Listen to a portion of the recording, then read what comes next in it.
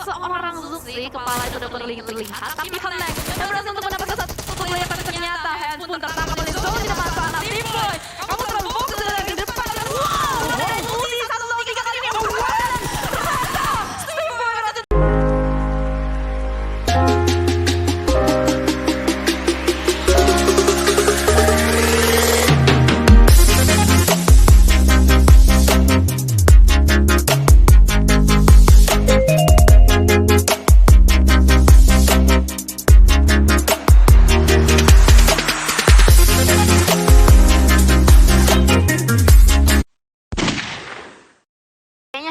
Ya, kalau menurut prediksi gua mungkin RRQ. Tapi ngomongin RRQ, apakah akan ada pertempuran kembali di sekitar apartemen school dan juga di arah schoolnya, karena mengingat grup A bermain dan akan ada potensi untuk melihat school berdarah lagi. Tapi dengan flag pet yang seperti ini agak kurang nge-support nih.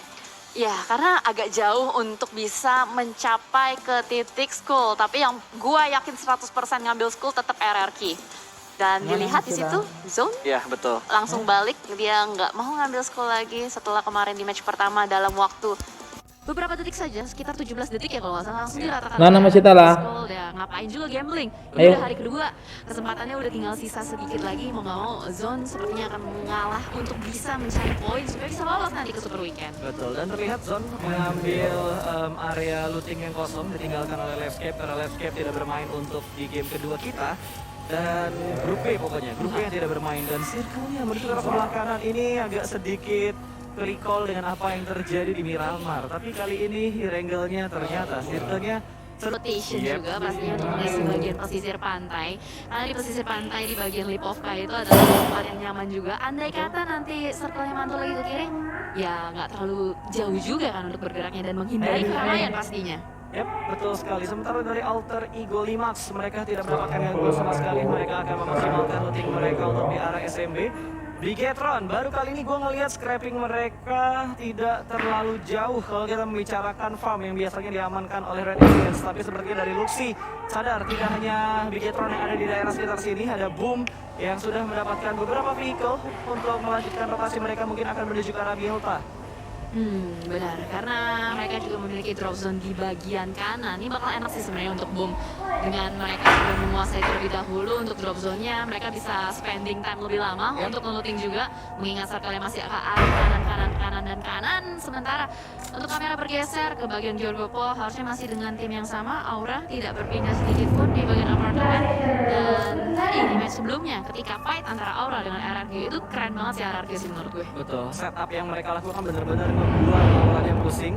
Dan tentunya dengan fight yang tadi kita lihat, tapi sangat disayangkan ya, dengan setup yang sedemikian rupa masih belum bisa membuat RRQ survive lebih lama karena Aura yang tadi memenangkan fight-nya. Iya betul, dan memang salah satu punggawa dari RRQ yang sempat tadi dibahas sama Flo juga, transfer player yang udah mulai cukup kelihatan dampaknya itu si RRQ Mort ini.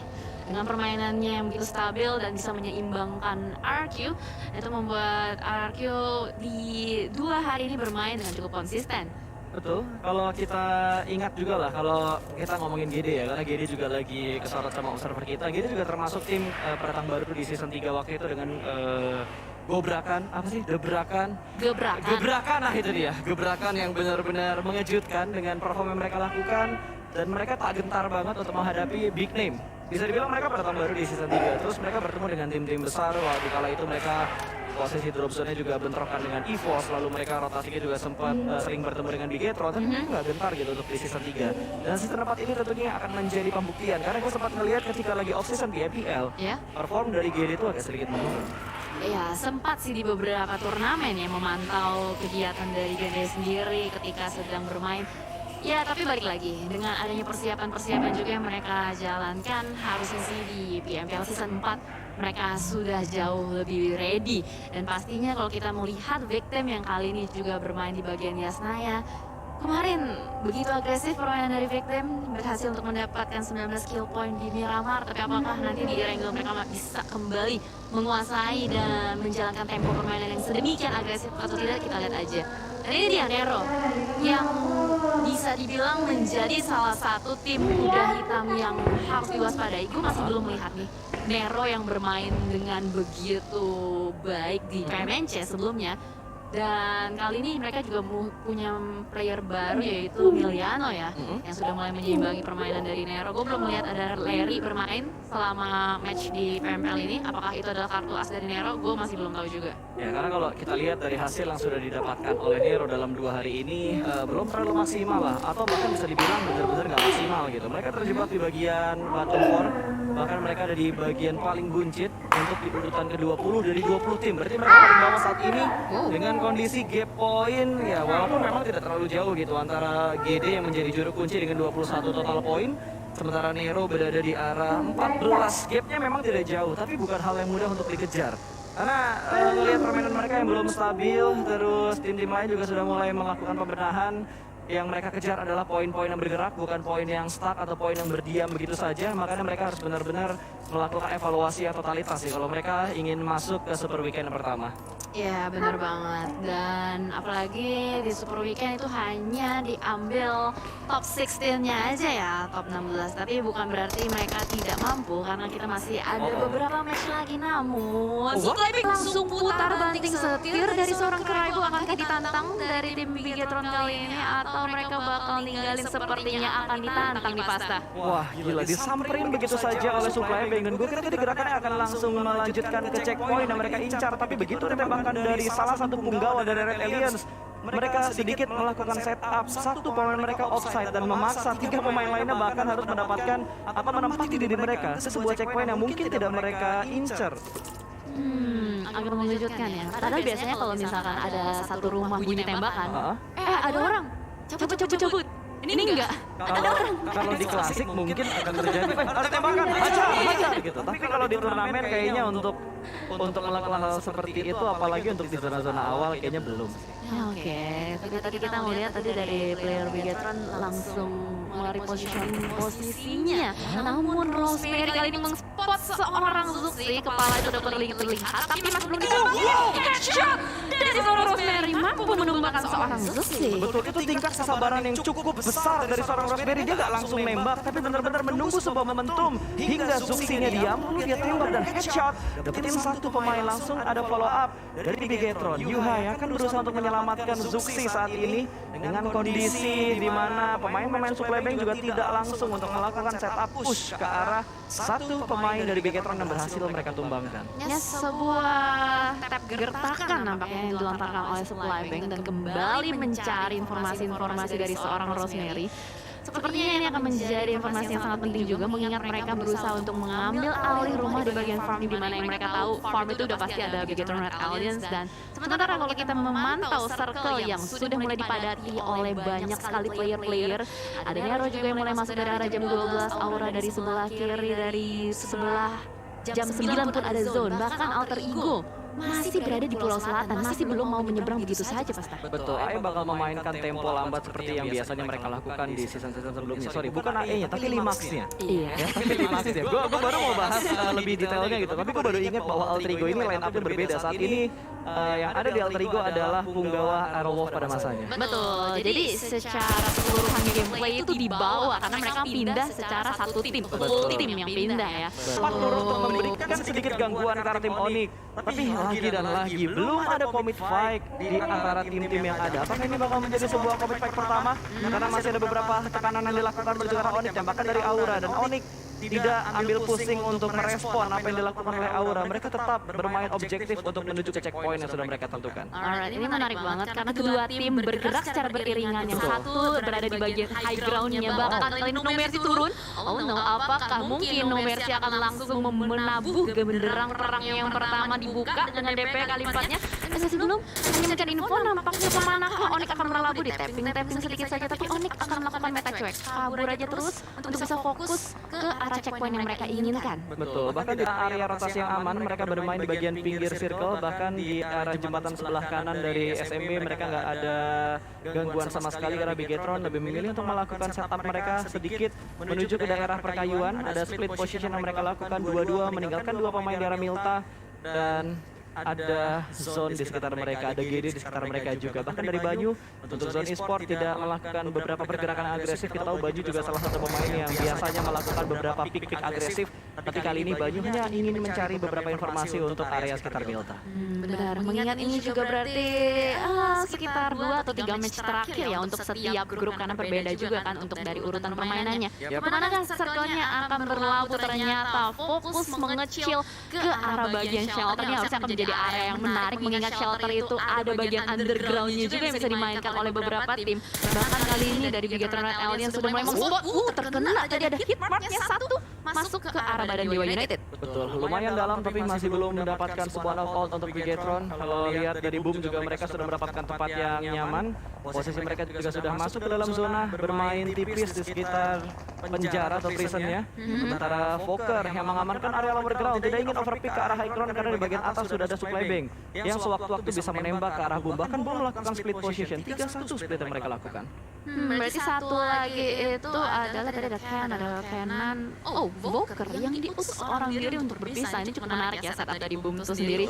Mereka benar-benar menguasai area bagian prison. Mereka nggak mau berbagi, kalau bisa sampai Nero pergi sejauh-jauhnya. Jangan sampai Nero mendekat ke arah Boom. Bahkan masih ditembakin terus-menerus untuk diusir, dipukul mundur. Neronya nggak jadi berbagi area dengan Boom. Dan sementara dari Onyx sudah mulai berpindah juga kali ini bersama-sama dari Powerbank dan Casey juga. Onyx, kalau kita ngebahas tentang Onyx, gue masih belum bisa melihat permainan Onyx yang sebagaimana kita tahu begitu agresif, banyak sekali melakukan kill point. Hanya kemarin saja ketika kita lihat Raffi seorang diri, survivalnya benar-benar kuat banget dan dia benar-benar hampir nyaris WWCD. Cuma memang tadinya dari Takai masih ada banyak kan ya, dan dicicil satu persatu itu yang mungkin membuat juga Takai masih bisa survive dengan beberapa punggol yang masih survive terus-menerus sampai di akhir circle. Ya, bahkan Onyx saat ini kalau kita sedikit ingat gitu untuk posisi leaderboard, mereka berada di leaderboard yang cukup aman untuk di peringkat ke-7 dengan 47 total poin yang sudah mereka dapatkan. Dan kali ini Onyx juga masih bermain dengan tempo yang agresif menurut gua untuk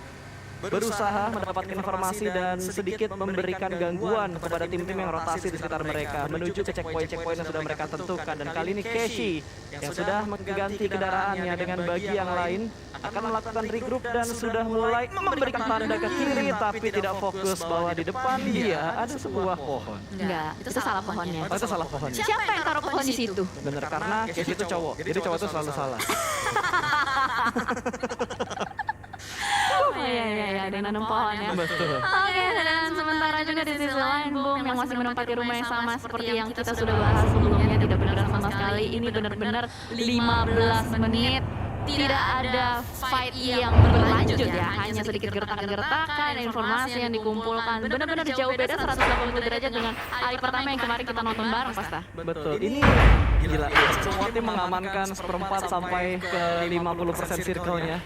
Main aman karena takut untuk bouncing circle keempat menjauh dari checkpoint mereka saat ini atau tempat mereka melakukan setup saat ini. Nero pun nggak berani untuk bergerak terlalu bebas. Mereka mengamankan beberapa advantage dari tempat mereka saat ini. Yang penting ketutup dari high ground-nya, mereka zonanya, dan ternyata zona sudah mulai mengecil menuju ke daerah perkayuan. Ini banyak banget spot-spot gaib yang ada di daerah perkayuan ini. Lihat, ini adalah tiren yang menurut cukup bagus lah untuk dijadikan sebuah defensive area. Apalagi Aura sudah mulai lewat di daerah sana, tapi mungkin harus sedikit naik lagi untuk mereka masuk ke dalam zona. Dibuka oleh Jaxi dan cukup dekat dengan tim NFT. Informasi sudah masuk dan Jaxi sudah mulai ada gerakan ofensif yang dilakukan. Granat sudah mulai dilempar namun belum ada splash damage yang masuk karena Jaxi. Tapi lihat dari seorang Ramones mengintip ke bagian lower ground, masih belum mengetahui di manakah Jaxi berada dan suara Vico sudah mulai terdengar. Ada dua Heaven, sedikit blunder terjadi di tim Aura di mana dua baginya mulai bertabrakan dan ini bukan pergerakan yang bagus dari Aura. No Mercy terkena hits dari tim NFT.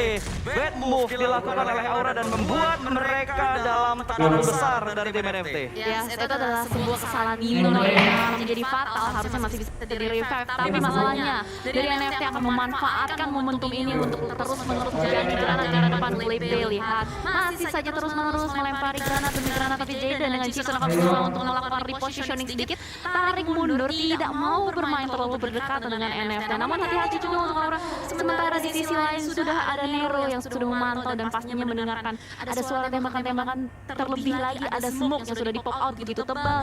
Harusnya bisa menjadi pancingan juga untuk tim lain agar lebih aware. Iya, yang gue khawatirkan adalah minimnya utilities nanti yang dipunya oleh tim Aura, karena mereka sudah melakukan smoke yang cukup banyak, mungkin ada 5-6 smoke yang mereka pop up untuk menyelamatkan posisi mereka dan dengan FP. Malah di arah yang lain, RRQ satu persatu pemain mereka mulai tumbang, Peko dipulangkan ke arah lobby, Asa sedang dalam posisi knockout, butuh untuk diselamatkan. Hanya ada 2 player aktif dari RRQ yang saat ini belum terpantau oleh kamera, karena yang lagi kita pantau adalah upaya dari Boom yang berusaha mendekat ke arah supply bank. High ground-nya diambil.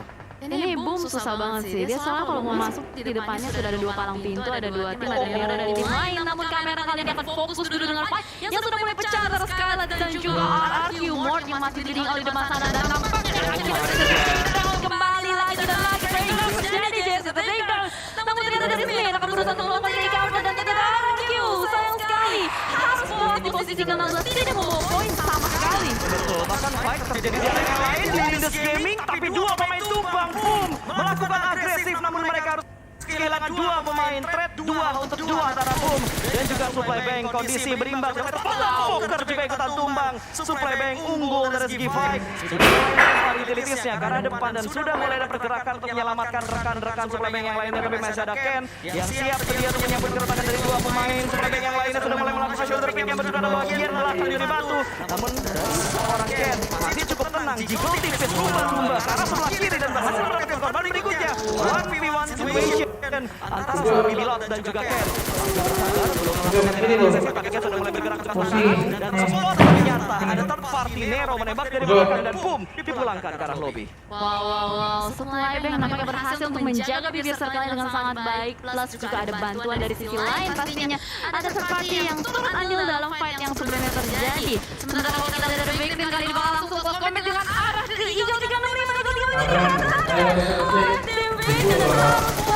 posisi ke-14 sementara Nero bakal langsung terus lagi dengan Supply Bank. Kali ini bakal datang lagi ke arah baru dan Nero. Oh my god. Berhasil langsung meratakan Supply Bank begitu saja. Ini meta third party kembali aktif di Indonesia setelah kita melihat beberapa meta third party terjadi di PEI ya kalau nggak salah. Dan kali ini benar-benar menjadi sebuah strategi yang bisa diterapkan di Indonesia. Terbukti ini Room third party dengan kondisi yang benar-benar tepat waktunya. Ketika kelar perang tidak dikasih nafas, T5 tidak dilakukan, healing belum selesai prosesnya tiba-tiba ditabrak sama Nero. Pas banget, revive dulu kan? Betul. Jadi kill point-nya masuk ke mereka. Masuk semuanya. Jadi dikasih, oh yaudah revive dulu. Oke selesai, ayo kita gas. Wah, bener-bener digaspol pokoknya sama tim Nero. Lumayan, kalau misalnya berarti dapat 3 lah. Ini mau 3 poin eliminasi yang berhasil mereka dapatkan. Wah ini udah mulai pecah banget. Circle yang kelima, Onyx berhasil meretake sebuah sniper tower, memulangkan satu pemain ke arah lobby dan kali ini Nick sudah berada di bagian lantai 1. Ada Scarlet Gaming ternyata yang ingin mendapatkan sniper tower ini, ternyata ada di lantai 2, bukan di lantai 1. Tolong pintunya, tolong mohon maaf, jangan ditutup-tutup dulu ya karena masih ada satu pemain Onyx yang ingin naik ke bagian atas. Dan Slayer bergerak perlahan-lahan. Three-way showdown, ada Bigetron di belakang juga. Bigetron memantau pastinya dan sementara kalau kita lihat Smith sudah langsung saja menerobos ke arah depan, langsung melemparkan sebuah granat hampir saja nyaris menumpukan seorang tapi Nick sudah berhasil untuk turun ke arah bawah. Sementara kalau kita lihat banyak sekali ledakan demi ledakan dan pembuatan terjadi di rumah Jamur ini. Tapi kalau kita lihat dari Pinky pun harus melakukan healing terlebih dahulu dan Nick melihat ke depan lempar ke depan tapi Smith tidak akan menyanyiakan kesempatan ini.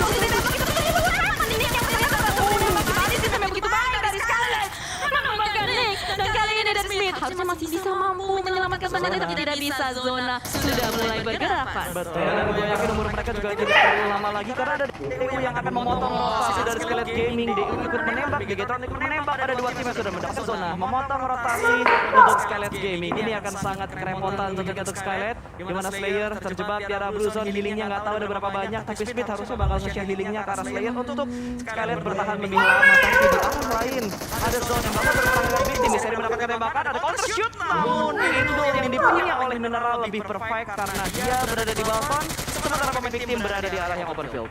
Enak banget posisi dari zone, dia dapetin rumah 2 lantai. Tapi kita bakal fokus dulu akan berusaha untuk menantang Bigaton Red Aliens kali ini dari seorang Titan pun terus menghujani peluru ke arah player dari Nero. Bahkan ada backup dari belakang. Tiba-tiba muncul begitu saja seperti tuyul dan langsung saja meratakan dari tim Nero. Betul, somehow posisi Luxi tidak diketahui dan berhasil mendapatkan satu tim yang ada di sekitar Bigetron. Nero-nya sudah mulai ditumbangkan, namun Nero mendapatkan 6 total poin yang mereka kumpulkan untuk di game kedua hari ini. Luxi ada splash damage yang masuk, tapi masih cukup tenang karena Luxi sudah mendapatkan sebuah compound. Bener banget. Bahkan kali ini zona sudah mulai terlihat lagi. Dan dari Scarlet pun nampaknya sudah harus tereliminasi dan dipulangkan. Zone yang tadi sebelumnya mendapatkan posisi enak, namun kali ini harus berpindah kembali karena Circle tidak berpihak pada tim Zone dan juga Genesis Dogma. Bahkan Genesis Dogma kali ini bermain begitu objektif, tidak mau banyak melakukan peperangan, masih belum membawa pulang elimination point sama sekali, dan bahkan dari seorang Star ketika sedang mencetak ditembakin lagi dan lagi oleh player-player dari Alter Ego. Yes, ini Alter Ego enak banget. Posisi mereka, 5 menit yo. mereka sudah mengirimkan 2 pemain untuk menuju ke bagian 5 menit yo. yang ke-6. Luzon sudah mulai bergerak kali ini. 5 menit itu kok, 5 menit. Pergerakan 3 pemain dari GD berada di dalam vehicle.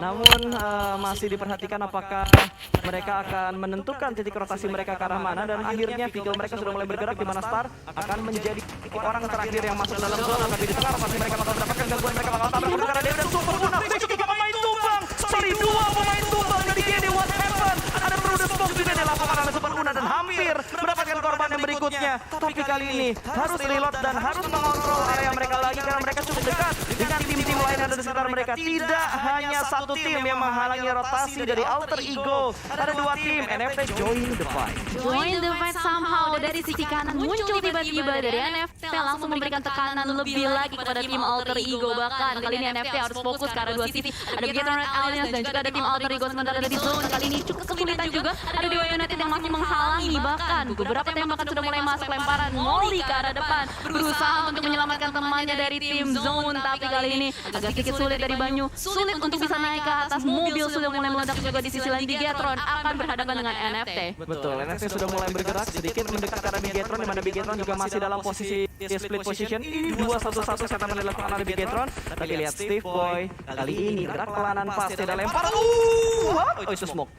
Itu smoke. Gua panik kalau itu granat, dia bakal knock sama granatnya sendiri. Bener. Soalnya itu langsung ke arah mereka. Tapi sementara kalau kita lihat, wow, Genesis Dogma berhasil memulangkan tim Onyx nampaknya, dan ternyata ada third party lagi dan lagi. Genesis Dogma kali ini ditembaki oleh Steve Boy, terus ke arah depan, hitmarknya mulai connect dan berhasil untuk mendapatkan satu player, tapi ternyata hands pun tertangkap oleh zone di depan sana. Steve Boy, kamu terlalu fokus dari di depan, dan wow, ulti 1-3 kali ini berwarna. Steve Boy berhasil untuk memulangkan zone, tapi ternyata meta third party is really you. High Bane dari sisi lain langsung menangkap seorang Steve Boy. Wah, gila men, sebuah kontrol yang begitu tenang dari seorang Steve Boy, namun di backstep dan dipulangkan juga bergerak lobby. Third party is real untuk kali ini. Bahkan di sisi lain GD bertahan dengan last man standing mereka. Alter Ego menyisakan 2 player aktif, sementara NFT yang sudah mendapatkan 6 poin eliminasi. Mereka masih utuh dengan keempat pemain mereka. Angle lock langsung menuju ke arah Alter Ego, tapi tempo sedikit diturunkan dan VP memegang granat tanpa ada masalah lama, lempar langsung dan GD pun dipulangkan ke arah lobby bertemu dengan Yuhai dari Red Aliens. Yes, betul sekali. 3 tim tersisa kali ini, NFT, Alter Ego dan juga Bigetron Red Aliens. Sementara waktu NFT yang masih lengkap, tapi Bigetron Red Aliens nampaknya masih bisa melakukan revive terhadap teammates-nya. Namun dari Potato sudah mulai membangun smoke demi smoke untuk bisa bergerak maju lebih dalam lagi. Tapi kalau kita melihat, jadi tim Bigetron Red Aliens mempunyai cekungan yang cukup nikmat, tapi masalahnya dia harus bergerak sedikit lagi untuk bisa touchdown ke dalam circle-nya. Ya, yang jadi keenakan Bigetron adalah kontrol mereka tinggal fokus ke arah kanan. Jadi kiri mereka benar-benar ketutup. Bahkan wow, Zuxi mendapatkan sebuah reset ataupun reset armor yang begitu maknyus ya, dapetin satu set up Robocop dan juga ada MK14 yang ada di tangan dari seorang Zuxi, dan Flippy di arah lain masih melakukan proning, nggak ingin bangkit dari proningnya karena ketika dia bangkit takut tadi intip sama Bigetron. Smoke cukup tebal juga ada di sebelah kanan untuk menghalangi pandangan dari Bigetron, tapi satu persatu dari pemain BTR sudah mulai naik, di mana drone yang menjadi palang pintu untuk menghalangi pergerakan dari Bigetron. Yes, betul sekali. Tapi sementara tempo masih dimainkan oleh semua timnya. Setup demi setup sudah mulai dibangun nampaknya. Dan kalau kita lihat kali ini Alter Ego benar-benar tidak mau kehilangan momentum, masih berusaha untuk mencari informasi, memantau di depan sana ada yang loncat-loncat seperti kelinci. Ada maju nampaknya lebih memilih untuk menggeser ke kanan Renalre. Masuk saja informasi untuk teman-temannya, tapi Potato mereka akan berusaha untuk bermain dengan bola. Untuk ini berarti untuk mendapatkan seorang dan bakal confirm menjadi elimination point. Wow, NFP kehilangan satu anggota mereka. Kondisi 3-3-4 dan posisi Pavel juga sudah mulai terspot. Shoot dilakukan backup yang pertama dari bagian belakang. Tracer low HP body system dari Bigetron. Satu tumbang, tapi ada push yang dilakukan oleh seorang si. Timing yang begitu tepat dari Bigetron ketika satu persatu pemain mereka ditumbangkan. Tapi Granat somehow berhasil mendapatkan seorang Ryzen dan Bigetron. Satu persatu pemain mereka mulai tumbang.